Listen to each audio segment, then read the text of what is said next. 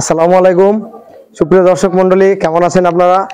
দেশ ও দেশের বাইরে যে যেখান থেকে আজকের এই প্রতিবেদনটি দেখছেন সকলকে জানাই আশার আলো গার্ডেনিং চ্যানেলের পক্ষ থেকে স্বাগত।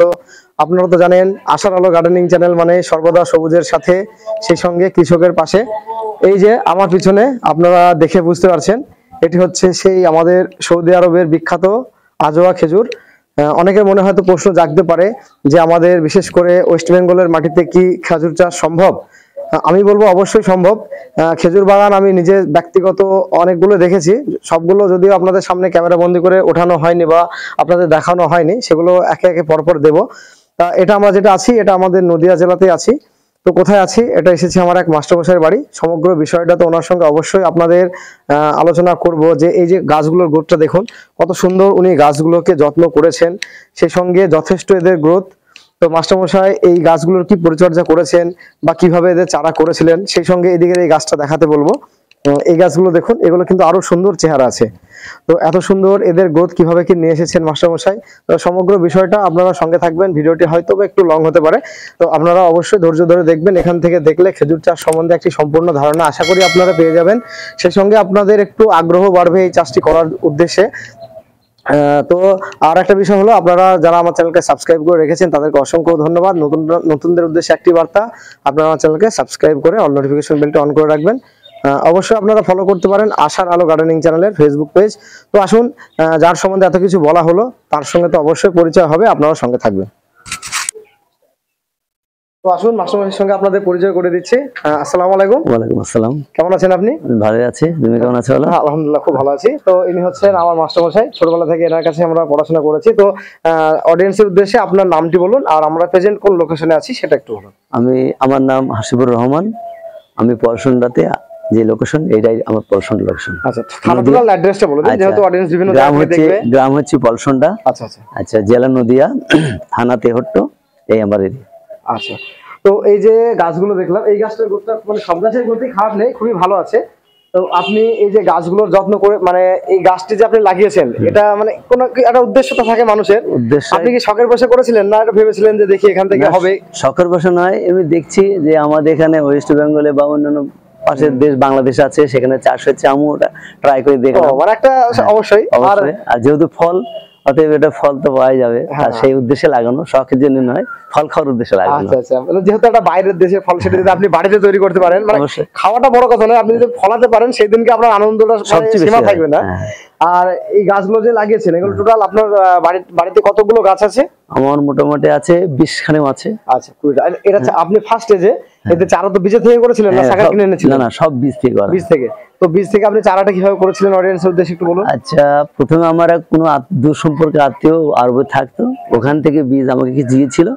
তারপরে আমি বিভিন্ন চ্যানেলে বা ইউটিউব দেখে সেগুলা প্রসেসিং করে আমি করি, অঙ্কুরোদ্গম করি। মানে টিস্যু পেপার দিয়ে করেছিলেন? হ্যাঁ, টিস্যু পেপার দিয়ে করতে হয়।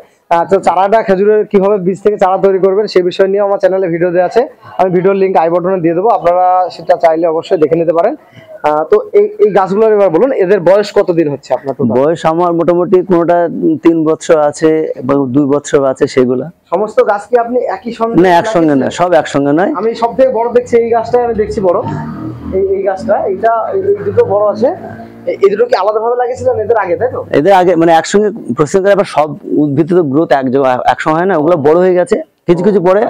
মানে এর থেকে 1 বছর পরে, প্রায় 6 মাস লাগে। এই যে আজোয়া খেজুর বা সৌদি খেজুর যেটাই বলেন, এদের একটা গাছ চেনার উপায় হচ্ছে, আপনারা দেখে নিন দর্শক মন্ডলী, আরো কাছে আসতে বলবো। এই যে সাকার দেখছেন আপনারা গোড়া থেকে, এগুলোকে সাকার বলা হয়। এখান থেকে একাধিক চারা কিন্তু আপনারা তৈরি করতে পারবেন। আর আরেকটা বিষয় হচ্ছে, এদের টোটাল বয়স কত বললেন গাছটা? 3 বছর। এদের যত্ন কি করেন, পরিচর্যা যেটা আমরা বলি? মানে আমাদের তো গ্রাম এলাকা, এখানে সারের প্রয়োজন হয় না, মোটামুটি ওই গোবর সার দিয়ে করেছি। আচ্ছা আচ্ছা, আর কিছু রাসায়নিক সার দিয়েছিলাম। আর এটা যখন লাগিয়েছিলেন বালি মাটি কি কিছু দিয়েছিলেন? মানে এটা যেহেতু মরুর দেশের একটা জিনিস, একটু বালি ভাবটা হলে একটু ভালো হয়। বালি দিন আমার সাধারণ এই মাটিতে হয়ে গেছে। আপনার মাটিতে বেলে দোআঁশ মাটি আছে, বাড়ির মাটিটা খুবই সুন্দর আছে। আর এখান থেকে আপনি কি ফুল ফল কিছু পেয়েছিলেন? ফল পাইনি, আমার 3-4টি গাছে আমার এসেছিল, মানে মঞ্জুরি এসেছিল। সেগুলো কোন কোন গাছটা এসেছিল? এই গাছটা এসেছিল। আচ্ছা, ওই ভিতরে একটা গাছ আছে, এটা আর ওইটাই, টোটাল 4টে গাছ এসেছিল, তাই তো? মানে এসেছিল, ফল পাইনি কিন্তু মঞ্জুরি এসেছিল, মানে এবার ফুল এসেছিল। দেখা যাক সেটা উপরওয়ালার হাত।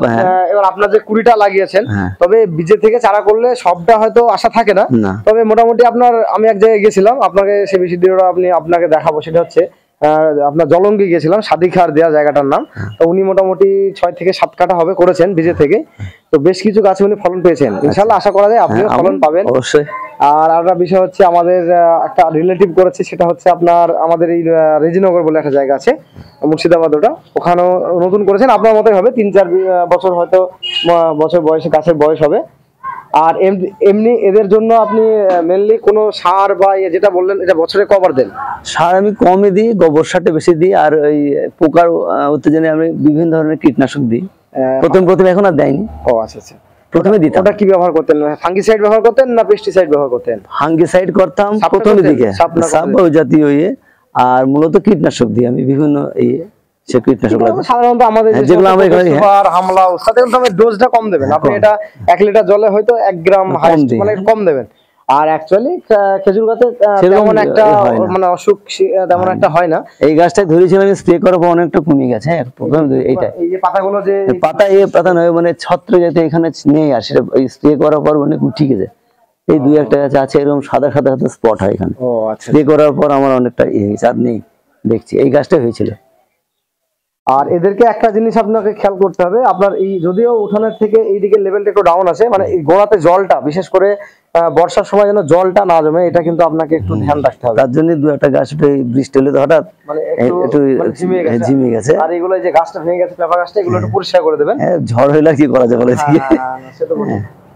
যে সাকারগুলো আপনাকে আমি সাজেস্ট করবো, এই যে সাকারগুলো আপনি দেখছেন যে সাকারগুলো জমি মানে যেগুলো বেরিয়েছে না, এগুলো আপনি ফাঁকা জমি যদি আপনার থাকে, তাহলে সেক্ষেত্রে এগুলো আপনি লাগিয়ে দেবেন। না, এবার আমি কোনটা মেল আর কোনটা ফিমেল আমার চুজ করার কথা করব। হ্যাঁ, আমি ফিমেল আর মেলের ব্যাপার আছে না, যদি সব ফিমেল এই জায়গায় সমস্যা হবে, মেলটা আমি চয়েস করে নি, তারপরে আমি করে দেবো। আর একটা বিষয় হচ্ছে, আপনার এই গাছগুলো সৌদি খেজুরের একটা গুণ আছে, আমাদের দেশি খেজুরের ক্ষেত্রে কিন্তু এই দেখবেন 3 বছর 4 বছরে কিন্তু কোনো কিছু আসে না, মোটামুটি 8-10 বছর লেগে যায়। কিন্তু এদের একটা কি 3 থেকে 4 বছরের মধ্যেই কিন্তু এদের একটা আপনি রেজাল্ট পেয়ে যাবেন আশা করা যায়।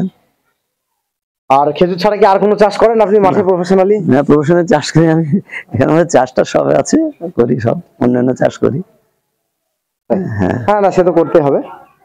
আর আমিও আশা করি, মানে দোয়া করবো আপনার জন্য, যে যাতে এখান থেকে আপনি একটা আশা নিয়ে করেছেন 50-50 হলে সেখান থেকেও আপনার একটা নিজে ব্যক্তিগত হয়তো খেজুরটা খেতে পারবেন, আবার সেক্ষেত্রে কিছুটা প্রফেশনালি করা যেতে পারে। হ্যাঁ, এই হচ্ছে ব্যাপার।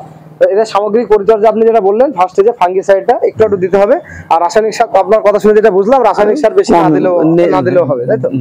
খুব কম প্রথম দিয়েছিলাম, তারপর বড় হওয়ার পর দিইনি, আমি অলরেডি এখান থেকেই ওই গ্রোথটা পেয়ে। এবার টোটাল বাগানটা একবার আপনাদের আমি দেখিয়ে দিচ্ছি, এখান থেকে নিয়ে শুরু করে বাগানটা আপনারা দেখে নিন। মাস্টারমশাইয়ের মুখ থেকে তো অনেক কথা আপনারা শুনলেন। টোটাল এখানে দেখুন গাছগুলো যথেষ্ট গ্রোথ নিয়ে করেছেন। আশা করি গাছগুলো দেখলে আপনারাও হয়তো এই চাষ সম্বন্ধে একটু আগ্রহ পাবেন বা আগ্রহী হবেন।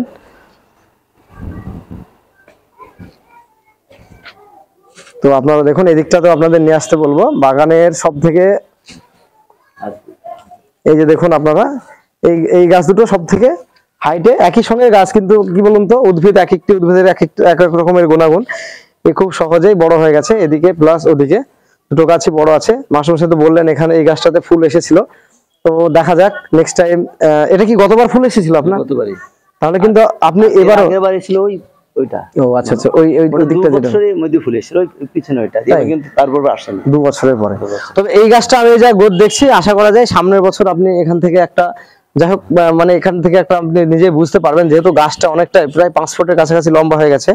4 ফুট মতো হবে। হ্যাঁ, 4 ফুটের বেশি, এটা নিয়ে 5 ফুটই হয়ে যাবে প্রায়। আর এই সাকারগুলো এই মুহূর্তে যেহেতু আপনি কাটছেন না, কিন্তু যে গাছে দেখবেন অতিরিক্ত বেশি সাকার আছে, সেগুলো একটু কেটে দেয় ভালো, কেন বেশি হ্যাঁ, যেহেতু বেশি প্রতি গাছে 2-3টি রাখবেন। হ্যাঁ 2-3টে রাখবেন, তার বেশি রাখবেন না। এবার যেটি আপনার মেল হবে, সেটিকে আপনি তখন প্রফেশনালি ওখান থেকে আপনি গ্রাফটিং এর মতো করে তখন ওটা হয়তো সেল ক্যাপাসিটি করতে পারবেন বা অন্য জায়গাতে লাগাতেও পারবেন। তো সুপ্রিয় দর্শক মন্ডলী, আশা করি খেজুর চাষ সম্বন্ধে একটি সম্পূর্ণ ধারণা আপনারা মাস্টারমশাইয়ের মুখ থেকে জানলেন। সেই সঙ্গে আরো কোনো রকমের হেল্প লাগলে সেটা আমাকে কমেন্ট করবেন, অবশ্যই আমি কমেন্টের উত্তর দেব। আপনাদেরও সাজেস্ট করব আপনারা বেশি বেশি করে কিছু কিছু রেয়ার প্রজাতির গাছ বা অন্যান্য দেশের গাছ যেমন মালটা, খেজুর, এই সমস্ত গাছ আপনারা নিজে চাষ করুন। আর ড্রাগন চাষ তো অবশ্যই করুন। তো তারপরেও যদি কোনো রকমের হেল্প লাগে আমাকে কমেন্ট করবেন, অবশ্যই আমি কমেন্টে উত্তর দেবো। তো ভিডিওটি আজ আর বেশি লম্বা করছি না। যারা দেশ ও প্রবাস থেকে অলরেডি আমার চ্যানেলকে সাবস্ক্রাইব করে রেখেছেন তাদেরকে অসংখ্য ধন্যবাদ। আর নতুনদের উদ্দেশ্যে একটি বার্তা, আপনারা আমার চ্যানেলকে সাবস্ক্রাইব করে অল নোটিফিকেশন বেলটি অন করে রাখবেন, যাতে করে আমি কোনো ভিডিও দিলে খুব সহজে আপনারা নোটিফিকেশন পেয়ে যান। অবশ্যই আপনারা ফলো করতে পারেন আশার আলো গার্ডেনিং চ্যানেলের ফেসবুক পেজ। তো প্রত্যেক ভিডিও শেষে আমি আপনাদের যেটা বলি আবারও বলছি, আপনারা সকলে ভালো থাকবেন, সুস্থ থাকবেন, সবুজের সঙ্গে থাকবেন, সেই সঙ্গে আশার আলো গার্ডেনিং চ্যানেলের সঙ্গে সদা সর্বদা জুড়ে থাকবেন। ধন্যবাদ।